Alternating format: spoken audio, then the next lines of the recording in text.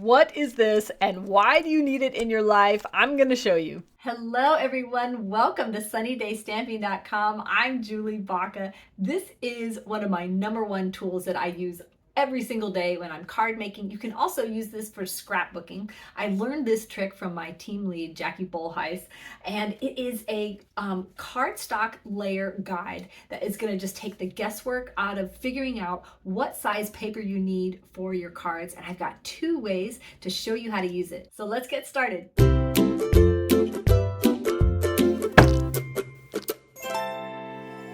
You can see by how much wear and tear is on this tool, how much I use it. This is called a cardstock layer guide. And a cardstock layer are the layers of cardstock that you use on your card making or scrapbooking to really set off your focal image. But they all come in like 1/8 of an inch increments. So you don't have to like invent the wheel every time. Create a guide for how to determine what you need for your card. I keep mine together with this binder clip so that I can quickly leaf through them to see what I need.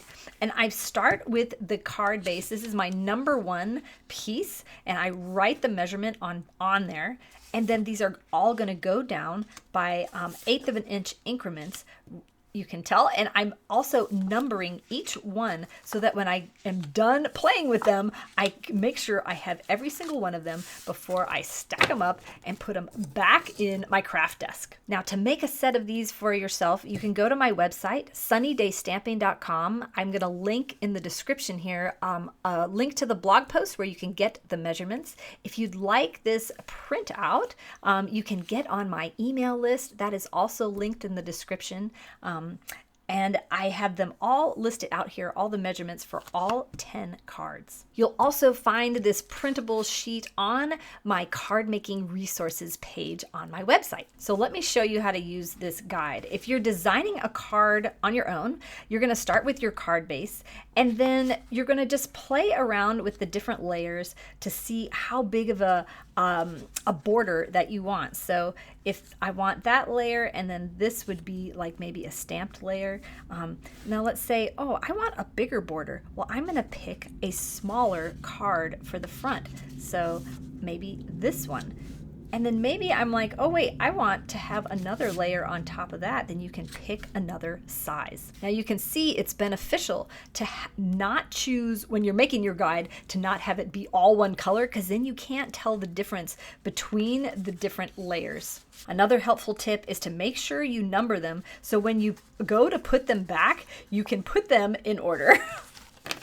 That was going to make it really apparent if one is missing. I like to make mine out of paper that I don't use. This is not my Stampin' Up! Paper, so that it really stands out among the rest of the mess on my desk when I'm creating, so that I don't accidentally throw this away. So if you see a card you like online and you want to make it on your own and the measurements aren't provided, you can kind of play around with trying to figure out the measurements on your own by playing with the different layers, or just something that you like. So I just very quickly figured out, oh, maybe I didn't figure that out. Let's see. Yeah, there we go. That is better. So then I'm like, okay, I can now replicate this card very easily. I've got the measurements right here written on my guide.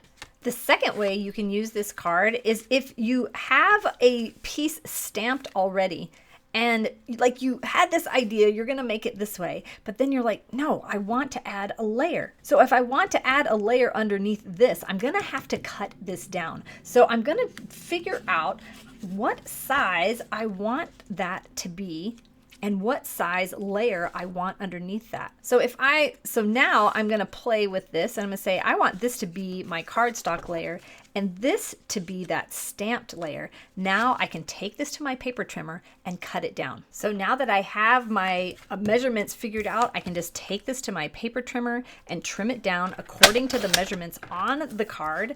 And we're golden. Now you can even test it. So now I need this at 3 5/8 is where I want it. But if I look through my guide, I can be like, oh no, I'm cutting off too much of that. So now I can go ahead and back this off and just cut off just what I want, flip it around and finish cutting on this side.